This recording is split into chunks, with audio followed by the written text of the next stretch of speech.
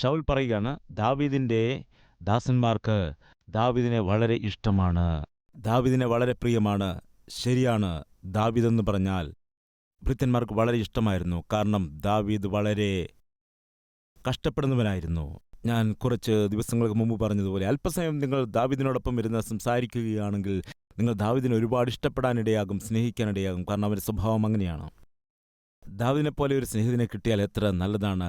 ദാവീദിനെപ്പോലെ ഒരു ഫ്രണ്ട് എനിക്കുണ്ടായിരിക്കണം, ദാവീദിനെപ്പോലെ ഒരു അടുത്ത വ്യക്തി എനിക്കുണ്ടായിരിക്കണം എന്ന രീതിയിൽ ചിന്തിച്ച് തീർച്ചയായും നിങ്ങൾ ദാവീദിനെ ഇഷ്ടപ്പെടും. കാരണം അവൻ താഴ്മയുള്ളവനാണ്, വളരെ വിശ്വസ്തനായവനാണ്, വളരെ സ്നേഹമുള്ളവനാണ്, വളരെ സുന്ദരനാണ്, എന്നിരുന്നാൽ പോലും സൗമ്യനാണ്, നല്ല ആത്മീയനാണ്, സ്നേഹമുള്ളവനാണ്. അതുകൊണ്ട് ശൗലിൻ്റെ ഭൃത്യന്മാർക്ക് വളരെ ഇഷ്ടമാണ് അവനെ. ശൗലിൻ്റെ ഭൃത്യന്മാർ എല്ലാവരും ദാവീദിനെ ഒരുപാട് ഇഷ്ടപ്പെട്ടിരുന്നു.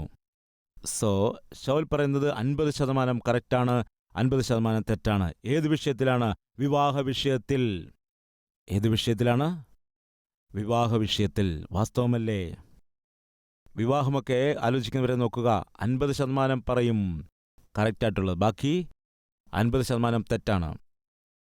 നോക്ക്, അവന് നല്ല ജോലിയുണ്ട്, നല്ല വെളുത്ത ഒരു പയ്യനാണ്, 80,000 രൂപ ശമ്പളമുണ്ട്, MBAക്ക് പഠിച്ചതാണ്, ആകെപ്പാടെ ഒരേ ഒരു പയ്യനേ ഉള്ളൂ, നല്ലൊരു ബന്ധമാണ്. നിങ്ങൾ ആലോചിക്കുക, ഇവരിത് സത്യമാണെന്ന് വിചാരിച്ചിട്ട് 80,000 രൂപ ശമ്പളമുണ്ട്, ഒരേ ഒരു പയ്യനേ ഉള്ളൂ, ഒരുപാട് ആസ്തിയൊക്കെ ഉണ്ട് എന്നൊക്കെ വിചാരിച്ച് അവരെ സമ്മതിക്കും. നല്ല വെളുത്ത ആരോഗ്യമുള്ള പയ്യനാണ്, ഇതെല്ലാം കറക്റ്റാണെന്ന് വിചാരിച്ചുകൊണ്ട് മറുവശത്തുള്ള ആളുകൾ പെൺകുട്ടിയെ കൊടുത്ത് വിവാഹം കഴിപ്പിക്കും. വിവാഹം കഴിഞ്ഞതിന് ശേഷം എല്ലാവരുമല്ല എങ്കിലും ചില ആളുകൾ അവർ എൻ്റെ അരികിലേക്ക് വരും. വന്നിട്ട് പറയും, ബ്രദറെ, വല്ലാത്തൊരു കാര്യമുണ്ടായിരിക്കുന്നു. എന്താണ് സംഭവിച്ചത്? ചതിക്കപ്പെട്ടിരിക്കുന്നു ബ്രദറെ. എന്താണ് ചതിക്കപ്പെട്ടത്? ആ പയ്യൻ MBA കഴിഞ്ഞെന്നാണ് പറഞ്ഞത്. എന്നിട്ട് എന്ത് പറ്റി? പഠിച്ചിരുന്നു, ഒരേ ഒരു മകനാണെന്ന് പറഞ്ഞ്. പിന്നെന്താണ്? ഒരേ ഒരു മകനാണ്, വലിയ സമ്പത്തുണ്ടെന്ന് പറഞ്ഞു. ശരിയാണ്, വലിയ സമ്പത്തൊക്കെ ഉണ്ട്. പിന്നെ എന്താണ് സംഭവിച്ചത്? ഇതിനു മുമ്പേ വിവാഹം കഴിച്ചതാണ്, നേരത്തെ മറ്റൊരു വിവാഹം കഴിഞ്ഞിരുന്നു. ആ വിഷയം ഞങ്ങളോട് പറഞ്ഞതേയില്ല ബ്രദർ. എന്തിനു നിങ്ങളോട് പറയും? ദയവച്ചത് ശ്രദ്ധിക്കണം. പലരും വന്നിങ്ങനെ കരയുന്നുണ്ട്, ബ്രദർ ഇത് ഞങ്ങളോട് പറഞ്ഞിരുന്നില്ലെന്ന് പറഞ്ഞു. ആൾറെഡി കല്യാണം കഴിഞ്ഞെന്ന് ഞങ്ങളോട് പറഞ്ഞില്ല ബ്രദർ. ഇപ്പോൾ പറഞ്ഞതെല്ലാം വളരെ കറക്റ്റാണ്. എന്നാൽ പറയാതെ മറച്ചു വെച്ച കാര്യങ്ങളുമുണ്ട്, അത് പറയില്ല. എന്തുകൊണ്ടാണ്? എങ്ങനെയാണെങ്കിലും വേറെ വിവാഹം കഴിക്കണം, സ്ത്രീധനം വാങ്ങണം. എന്തുകൊണ്ടോ നമ്മുടെ പ്രായമുള്ള ആളുകൾ ഇങ്ങനെ കാര്യങ്ങൾ പറഞ്ഞിട്ടുണ്ട്. ആ കൂട്ടത്തിൽ ഇങ്ങനെ പറഞ്ഞിട്ടുണ്ട്, 1000 കള്ളം പറഞ്ഞാലും ഒരു വിവാഹം നടത്താം. ഏതെങ്കിലും ഒരു കുടുംബം 1000 കള്ളം പറഞ്ഞിട്ടാണെങ്കിലും ഒരു വിവാഹം നടത്തണം. ഇന്ന് നമ്മുടെ മധ്യയിൽ അങ്ങനെയുള്ളവരുണ്ടോ? കള്ളം പറഞ്ഞിട്ട് വിവാഹം നടത്തുന്ന ആളുകൾ. നിന്റെ മകളുടെ കാര്യങ്ങളെല്ലാം നിങ്ങൾക്ക് നന്നായി അറിയാം, എന്നിട്ട് കള്ളം പറഞ്ഞ് വിവാഹം കഴിപ്പിക്കാൻ നോക്കുന്നു. നിങ്ങളുടെ മകൻ്റെ കാര്യങ്ങൾ നിങ്ങൾക്ക് നന്നായി അറിയാം, എന്നിട്ട് കള്ളം പറഞ്ഞ് വിവാഹം നടത്താൻ നോക്കുന്നു. ഒരുപക്ഷെ കള്ളം പറഞ്ഞിട്ട് നിങ്ങളുടെയും മകളുടെയും മകൻ്റെയും ഒക്കെ വിവാഹം നടത്തുകയാണെങ്കിൽ കള്ളത്തിനുള്ള സ്വഭാവം എന്താണെന്നറിയാമോ? കുറച്ചുനേരം മൗനമായിരിക്കും, അതിനുശേഷം അത് ഉറക്കെ ശബ്ദിക്കും. അതുകൊണ്ട് ഒരിക്കലും നിങ്ങളുടെ കള്ളത്തെ മറച്ചു വയ്ക്കുവാൻ നിങ്ങൾക്ക് കഴിയില്ല. അതുപോലെ വിവാഹം കഴിഞ്ഞതിന് ശേഷം നിങ്ങളുടെ കള്ളത്തെ നിങ്ങൾക്ക് മറച്ചു വയ്ക്കുവാൻ ഒരു ചാൻസുമില്ല. ചില സ്ത്രീകൾക്ക് പ്രത്യേകമായൊരു ടാലൻ്റുണ്ട്. അത് എങ്ങനെ അവർ പിടിച്ചെടുക്കുമെന്നറിയില്ല. അവർ ഭർത്താവിൻ്റെ എല്ലാ കാര്യങ്ങളും പിടിച്ചെടുക്കും. ഭർത്താവ് എങ്ങനെയായിരുന്നു, അമ്മായിയമ്മ എങ്ങനെയാണ്, നാത്തൂൻ്റെ കാര്യം എന്താണ്, ഇവരുടെ കുടുംബ അംഗങ്ങളുടെ സകല കാര്യങ്ങളും. സ്വന്തം കാര്യം വെളിപ്പെടുത്തത്തിന്, എന്നാൽ മറുവശത്തുള്ളവരുടെ കാര്യങ്ങളെല്ലാം പിടിച്ചെടുക്കാനിടയാകും. അതുകൊണ്ട് ഇവർ സാധാരണക്കാരായവരല്ല. ഭാര്യയെക്കുറിച്ച് സ്നേഹത്തോടെ സംസാരിച്ചാൽ പറയും, അങ്ങനെയല്ല, എന്താണെന്നറിയാമോ? എന്താണ്? വിവാഹത്തിന് മുമ്പ് എനിക്കറിയാമായിരുന്നു, എനിക്കെല്ലാം അറിയാമായിരുന്നു. എന്താണ് പറയുന്നത്? നിനക്ക് എല്ലാം അറിയാമായിരുന്നാണോ? എല്ലാം അറിയാം. നിങ്ങളുടെ അനുജത്തിയോട് ഞാൻ സംസാരിച്ചിരുന്നു. നിങ്ങളുടെ അനുജത്തിയാണെങ്കിൽ, നാത്തൂനെ, എൻ്റെ ബ്രദറിൻ്റെ കാര്യം നിങ്ങൾക്കറിയാമോ എന്ന് ചോദിച്ചു. എന്താണ് പറഞ്ഞത്? എന്നിട്ട് എന്നോട് മൊത്ത കാര്യങ്ങളും പറയാനിടയായി. മൊത്തം നിന്നോട് പറഞ്ഞോ? എനിക്കപ്പോഴേ തോന്നി ആ ദുഷ്ട നിന്നോട് എല്ലാ കാര്യങ്ങളും വിളമ്പുമെന്ന് എന്ന് പറഞ്ഞിട്ട് എല്ലാ കാര്യങ്ങളും വെളിപ്പെടുത്തിയെന്ന രീതിയിൽ നമ്മുടെ ഈ പയ്യൻ എല്ലാ കാര്യങ്ങളും വ്യക്തമായിട്ട് പറഞ്ഞു കൊടുക്കും. ഇതിന് ഈ അനുജത്തി പറഞ്ഞെന്താ അറിയാമോ? എൻ്റെ ചേട്ടൻ ഡിഗ്രിയിൽ 2 സബ്ജക്റ്റ് ഫെയിലായി പോയിരുന്നു. അതിനുശേഷമാണ് കഷ്ടപ്പെട്ട് എക്സാം എഴുതി പാസ്സായത്. അതാണ് പറഞ്ഞത്. എല്ലാ കാര്യങ്ങളും നിങ്ങളുടെ അനുജത്തി പറഞ്ഞിട്ടുണ്ട്. എല്ലാം പറഞ്ഞോ? ആ, എല്ലാ കാര്യങ്ങളും പറഞ്ഞിട്ടുണ്ട്. എങ്കിൽ പിന്നെ ബാക്കിയുള്ള കഥകളൊക്കെ എന്തിനാണ് മറച്ചു വെക്കേണ്ടിയിരിക്കുന്നത്? അങ്ങനെയുള്ള ആളുകളുണ്ടോ നമ്മുടെ ഇടയിൽ? അങ്ങനെയുള്ള ഭോഷന്മാർ. ഒരു ദിവസം ഒരു സഹോദരി വന്നിട്ട് പറയുകയാണ്, പാവം ബ്രദർ, അരുതാത്തത് സംഭവിച്ചു, ബ്രദർ, അരുതാത്തത് സംഭവിച്ചു. എന്താണ് മകളെ സംഭവിച്ചത്? ബ്രദറെ, ഭർത്താവിനെ വഞ്ചിക്കാൻ പാടില്ലല്ലോ. അതെ, ഒരിക്കലും ഭർത്താവിനെ വഞ്ചിക്കാൻ പാടില്ല. ഭർത്താവിനെ എന്നല്ല, ആരെയും വഞ്ചിക്കാൻ പാടില്ല. അതല്ല ബ്രദർ, എൻ്റെ ഭർത്താവ് വളരെ നല്ലവനാണ്. എന്നാൽ അതേ ഓർമ്മ തന്നെയാണ് എനിക്കെപ്പോഴും ഉണ്ടാകുന്നത്. എന്താണ് ഓർമ്മ വരുന്നത്? വിവാഹത്തിന് മുമ്പ് എനിക്കൊരു ബോയ് ഫ്രണ്ട് ഉണ്ടായിരുന്നു. അവനെ ഞാൻ നന്നായി സ്നേഹിച്ചിരുന്നു. അവനോടൊപ്പം ഞങ്ങൾ ഒരുപാട് കറങ്ങി നടന്നിട്ടുണ്ട്. എന്നാൽ ആ വിഷയങ്ങളൊന്നും നമ്മൾ പറയാതെ കുടുംബജീവിതത്തിലേക്ക് കടക്കുന്നത് നീതിയാണോ ബ്രദർ? എൻ്റെ മനസ്സിൽ വല്ലാത്ത രീതിയിലുള്ളൊരു വേദനയായിരുന്നു. എനിക്ക് യാതൊരു സ്വസ്ഥതയുമില്ലാതിരുന്നു ബ്രദർ. ശരി സഹോദരി, ഇപ്പോൾ എന്താണ് സംഭവിച്ചത്? ഇങ്ങനെ എല്ലാ കാര്യങ്ങളും പറഞ്ഞു കൊടുത്തോ? എല്ലാം പറഞ്ഞു ബ്രദർ. പിന്നെ എന്ത് സംഭവിച്ചു? ഇനി എന്ത് സംഭവിക്കാൻ? അപ്പോൾ തന്നെ എന്നെ അവിടുന്ന് പുറത്താക്കി. ഇപ്പോൾ പുറത്താക്കിയിരിക്കുമ്പോൾ എവിടേക്കാണ് വരുന്നത്? ഇതാ ഇവിടേക്കാണ് വന്നിരിക്കുന്നത്. എൻ്റെ അരികിലേക്കാണ് വന്നത്. എല്ലാ കഷ്ടതും കേൾക്കാൻ ഞാനിവിടെ ഉണ്ടല്ലോ. ദയവ് ചെയ്ത് ശ്രദ്ധിക്കുക. ഭർത്താവിനെ വഞ്ചിക്കണമെന്നും ഭാര്യയെ വഞ്ചിക്കണമെന്നും നമ്മൾ പറയുന്നില്ല. എന്നാൽ നമ്മുടെ പൂർവ്വകാലം നല്ലതാണോ? അത് പറ. നിങ്ങളിൽ ആരെങ്കിലും ഉണ്ടോ മുകളിൽ നിന്നും ഇറങ്ങി വന്ന ആളുകൾ? എൻ്റെ കാര്യം നിങ്ങൾക്ക് എങ്ങനെ അറിയാം എന്ന് പറഞ്ഞ് വാദിക്കുന്ന ആരെങ്കിലും ഉണ്ടോ? എങ്കിലൊന്ന് പറയുക. നമ്മുടെ കഴിഞ്ഞ കാലമെല്ലാം പാപം നിറഞ്ഞതാണ്. പിന്തിരിഞ്ഞ് നോക്കുമ്പോൾ നമ്മുടെ കഴിഞ്ഞ കാലം, നമ്മുടെ ഭൂതകാലം എന്നത് ഒരിക്കലും നല്ലതല്ല, അത് ചീത്തയായതാണ്. അതുകൊണ്ടാണ് ദൈവം പറഞ്ഞിരിക്കുന്നത്, നിങ്ങളുടെ മുൻകാലത്തെ ഓർക്കുക വേണ്ട എന്ന്. ദൈവം എന്നോടും നിങ്ങളോടും ക്ഷമിച്ചപ്പോൾ എന്തു ചെയ്തെന്നറിയാമോ? അവൻ നമ്മുടെ സകല പാപങ്ങളും ക്ഷമിക്കുവാനിടയായി. നമ്മുടെ പാപങ്ങൾ ക്ഷമിക്കുക മാത്രമല്ല, നമ്മുടെ സകല പാപങ്ങളും അവൻ മറക്കുകയും ചെയ്തു. ദൈവം നിന്നോട് ക്ഷമിക്കുമ്പോൾ നിന്റെ പാപങ്ങൾ ക്ഷമിക്കുക മാത്രമല്ല, നീ ചെയ്ത സകല പാപങ്ങളും പൂർണ്ണമായിട്ടും അവൻ മറക്കുകയും ഒരു നാളും ഓർക്കുകയും ചെയ്യുകയില്ല. പ്രശ്നം എന്താണെന്ന് വെച്ചാൽ നാം ആണിത് ഓർക്കുന്നത്. പ്രശ്നം എന്താണെന്ന് വെച്ചാൽ കുഴിച്ചിട്ടതൊക്കെയും നമ്മൾ തിരിച്ച് എടുക്കാൻ നോക്കും, അത് ഓർക്കുവാൻ നോക്കും. ഒരു വിഷയം പറയാം. നിങ്ങളുടെ വീട്ടിൽ വേസ്റ്റായി പോയ സാധനങ്ങളൊക്കെ എന്തു ചെയ്യും? വേസ്റ്റായിപ്പോയ കറി, വേസ്റ്റായ പച്ചക്കറികൾ, വേസ്റ്റായിപ്പോയ പഴങ്ങൾ, അഴുകിയത്, ദ്രവിച്ചു പോയതായ സാധനങ്ങൾ, നിങ്ങളുടെ ആരോഗ്യത്തെ നശിപ്പിക്കുന്ന ഇത്തരം സാധനങ്ങളെല്ലാം നിങ്ങൾ എന്താണ് ചെയ്യുന്നത്? പറയുക. ഡസ്റ്റ്ബിനിൽ കളയും. ഡസ്റ്റ്ബിനിൽ കളഞ്ഞ കാര്യങ്ങളൊക്കെ നല്ലതാണോ അതോ ചീത്തയാണോ? പറയൂ. ചീത്തയാണ്.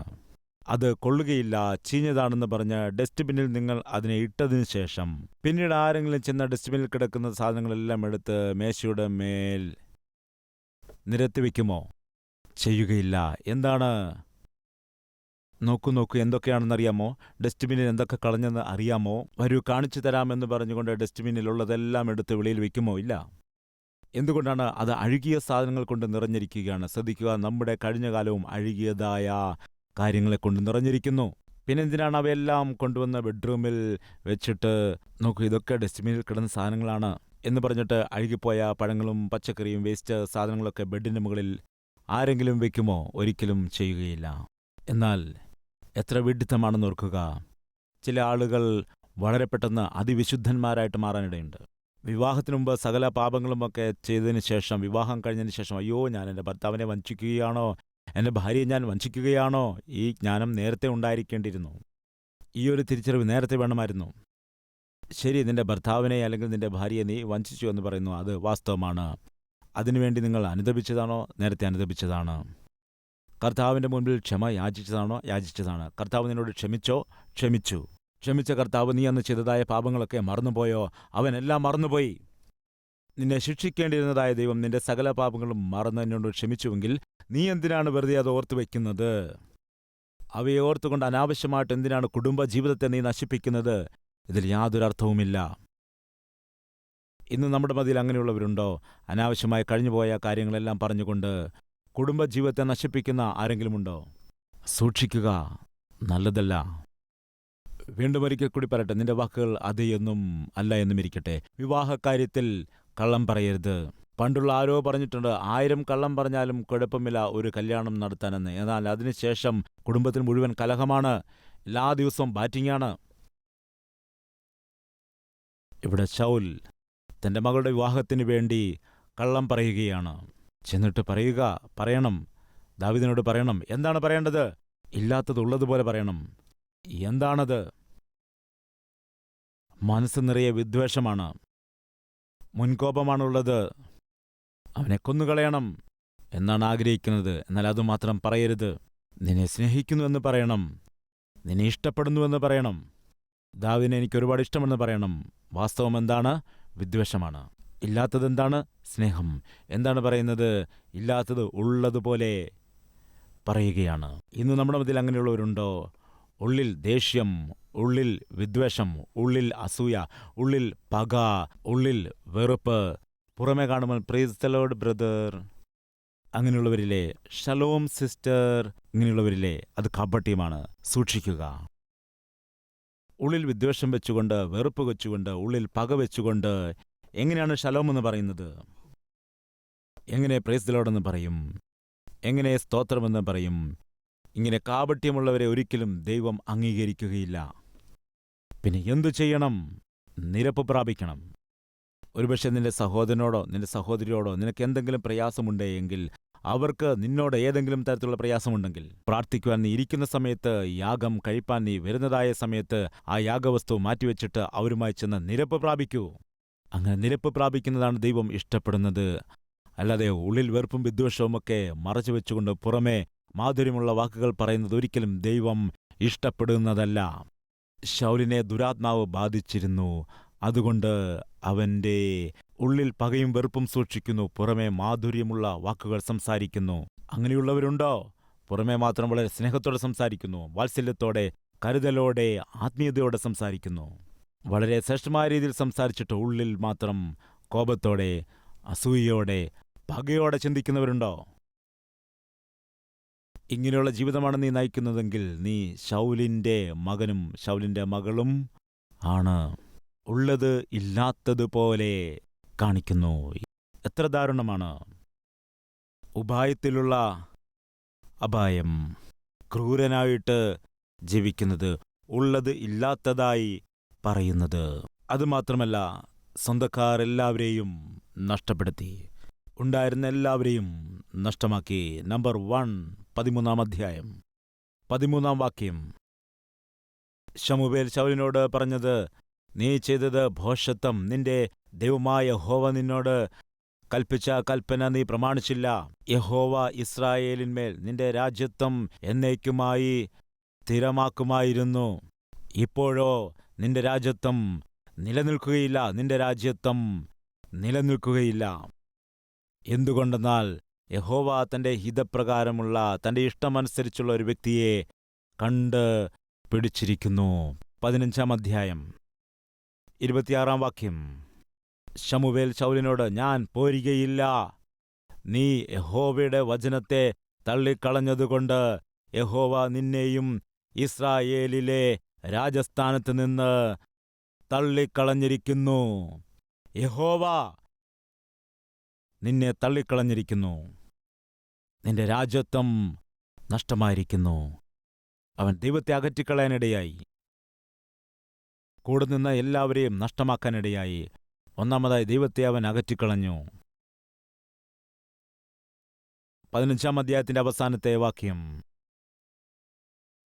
ശമൂവേൽ ജീവപര്യന്തം ശൗലിനെ പിന്നെ കണ്ടിട്ടില്ല എന്നാണ് കാണുന്നത്. ശമൂവേൽ ജീവിച്ചിരുന്നിടത്തോളം കാലം പിന്നെ ശൗലിന്റെ മുഖം കണ്ടിട്ടില്ല. ശമൂവേൽ ആരാണ്?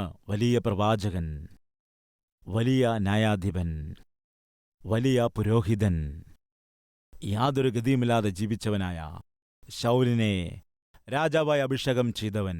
ശൗൽ എങ്ങനെ ജീവിക്കണമെന്നും എങ്ങനെ ഭരണം നടത്തണമെന്നും മാർഗനിർദ്ദേശം കൊടുക്കേണ്ടിയിരുന്നതായ ശമൂവേൽ ശൗലിനെ വിട്ടുമാറി. അതിന്റെ കാരണമറിയാമോ? ശൗലിൻ്റെ ജീവിത രീതി കണ്ടതായ ദൈവം തന്നെ ശൗലിനെ തള്ളിക്കളയാനിടയായി. ദൈവം തന്നെ ശൗലിനെ അകറ്റിക്കളഞ്ഞു. ദൈവത്തോടൊപ്പം ശമൂവേലും ശൗലിനെ ഉപേക്ഷിക്കാനിടയായി. ഇപ്പോഴാ ശൗൽ എന്താണ് ചെയ്യുന്നതെന്നറിയാമോ? ജീവനെ പണയം വെച്ച് രാജ്യത്തെ കാത്തതായ, തൻ്റെ ജീവനെ പണയം വെച്ചുകൊണ്ട് തന്നിലുണ്ടായിരുന്ന ദുരാത്മാവിനെ പുറത്താക്കുവാനായി കാര്യങ്ങൾ ചെയ്തതായ, തനിക്ക് നന്മ ചെയ്തവനായ, ഫിലിസ്ത്യർക്ക് നേരെ ചെന്ന് യുദ്ധം ചെയ്തവനായ, പോരാട്ടം നടത്തിയവനായ ദാവീദിനെയും നഷ്ടപ്പെടുത്തുവാൻ നോക്കുകയാണ്. എത്ര ദുർമാർഗമാണിത്! ചില ആളുകൾ ഇങ്ങനെയാണ്. എന്തുകൊണ്ടോ നല്ല ആളുകളുമായിട്ട് സ്നേഹബന്ധം പുലർത്തുകയില്ല, ആത്മീയതയുള്ളവരുമായിട്ട് സ്നേഹബന്ധം പുലർത്തില്ല. തൻ്റെ ഭോഷത്വ നിമിത്തം നല്ല ആളുകളെയൊക്കെ നഷ്ടമാക്കുവാനിടയാകും. ശൗല് ദൈവത്തെ അകറ്റിക്കളയാനിടയായി, ശമൂവേലിനെ അകറ്റാനിടയായി. ഇപ്പോൾ ദാവീദിനെയും അകറ്റുവാനായി സകല ശ്രമങ്ങളും നടത്തുകയാണ്. തനിക്ക് കൂട്ടായി തുണയായി നിന്ന വ്യക്തി ആരാണെന്നറിയാമോ? ദോവേഗ് എന്ന ഒരു ദുഷ്ടനായിരുന്നു. അവൻ എത്ര ദുഷ്ടനായിരുന്നുവെന്നും എത്ര വലിയ ദുർമാർഗിയായിരുന്നുവെന്നും എന്തെല്ലാം ദോഷങ്ങൾ ചെയ്തുവെന്നും എന്തെല്ലാം ദോഷങ്ങൾ ചെയ്യാൻ പോകുന്നുവെന്നും, എങ്ങനെയുള്ളവരെയായിരുന്നു ശൗൽ നഷ്ടമാക്കി കളഞ്ഞത്, എങ്ങനെയുള്ള വ്യക്തികളെയാണ് ശൗല് കൂടെ കൂട്ടിയത് എന്ന് കാണുവാൻ കഴിയും. അതേസമയത്ത് ഒരു കാര്യം സത്യമാണ്. ശൗൽ ദൈവത്തെ അകറ്റിക്കളഞ്ഞതിന് ശേഷം ദൈവത്തിൻ്റെ കൂട്ടുണ്ടായിരുന്ന, ദൈവത്തിൽ വിശ്വസിച്ചിരുന്ന എല്ലാ നല്ലവരായ ആളുകളെയും നഷ്ടമാക്കി. അവസാനം യോനാഥാന്റെ വിശ്വസ്തതയെയും നഷ്ടമാക്കി, മീഖളിൻ്റെ വിശ്വസ്തതയും നഷ്ടമാക്കാനിടയായി. ഒരു വശത്ത് മകന്റെ വിശ്വാസം നഷ്ടമാക്കി, മകളുടെ വിശ്വാസം നഷ്ടമാക്കി. അതുപോലെ ശമൂവേലിനെ അകറ്റിക്കളഞ്ഞു, ദാവീദിനെ അകറ്റിക്കളഞ്ഞു, ദൈവത്തെ അകറ്റിക്കളഞ്ഞു. അനാഥനെ പോലെയായി, അനാഥനായിട്ട് തന്നെ മരിച്ചുപോയി. ഇവയ്ക്കെല്ലാറ്റിനും കാരണം എന്താണെന്നറിയാമോ? നിങ്ങൾക്കറിയാമോ അതിൻ്റെ കാരണം? ജസ്റ്റ് തന്നേക്കാൾ അടുത്ത് നിന്ന വ്യക്തിയെ ഒന്ന് പുകഴ്ത്തിയ ആളുകൾ. അവിടെയാണിത് ആരംഭിച്ചത്. അസൂയ അതെത്ര വലിയ നാശമാണ് ഉണ്ടാക്കുന്നത്. ഒരു മനുഷ്യനെ എത്രത്തോളം അധപ്പതിപ്പിക്കുവാനിടയാക്കും. ഇന്ന് നമ്മുടെ ഇടയിൽ ആരുടെയെങ്കിലും ഉള്ളിൽ അസൂയയുണ്ടോ? ആരെങ്കിലും നന്മ പ്രാപിക്കുകയാണെങ്കിൽ സഹിക്കാൻ കഴിയാത്ത സ്വഭാവമുണ്ടോ? അയ്യോ, അത് നിന്നിലുണ്ടെങ്കിൽ ഇന്ന് തന്നെ വേരോടുകൂടി അവയെ പിഴുതുകളയണം. അവയെ വേരോടുകൂടി പിഴുതുകളയണമേ ദൈവമേ. ഇങ്ങനെ പ്രാർത്ഥിച്ചുകൊണ്ട് അതിനെ പിഴുതുകളയുക. അല്ലെങ്കിൽ എന്തു ചെയ്യുമെന്നറിയാമോ? ആ അസൂയ നിന്നെ കൊല്ലും, നിന്നെ നശിപ്പിക്കും. പ്രാർത്ഥിക്കാം. എല്ലാ വ്യക്തികളും പ്രാർത്ഥനയിൽ ഒരുമിക്കുവാൻ അഭ്യർത്ഥിക്കുന്നു.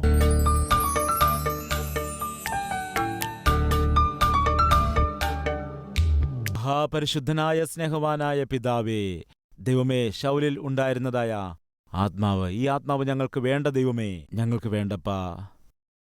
നിന്റെ ഹിതമനുസരിച്ച് ജീവിക്കുവാൻ ഞങ്ങളെ സഹായിക്കണമേ. നിന്റെ ഇഷ്ടമനുസരിച്ച് ജീവിക്കുന്ന ഒരു ജീവിതം ഞങ്ങൾക്ക് നൽകണമേ. കർത്താവേ, നീ വചനത്തിൽ കൂടി നീ ആരെയെല്ലാമാണോ ദർശിച്ചത്, ആ എല്ലാ വ്യക്തികളുടെ ജീവിതത്തെയും നീ ക്രമപ്പെടുത്തണമേ. കഴിഞ്ഞ കാലത്തെ എല്ലാം അടക്കി അവയെ മറന്നുകൊണ്ട് വീണ്ടും പിന്തിരിഞ്ഞു നോക്കാതെ ഞങ്ങളുടെ ജീവിതത്തെ, ഞങ്ങളുടെ കുടുംബത്തെ വളരെ ജാഗ്രതയോടെ കാക്കുവാനും പണിയുവാനും ഞങ്ങളെ സഹായിക്കണമെന്ന് യേശുക്രിസ്തുവിന്റെ നാമത്തിൽ അപേക്ഷിക്കുന്നു പിതാവേ. ആമേൻ.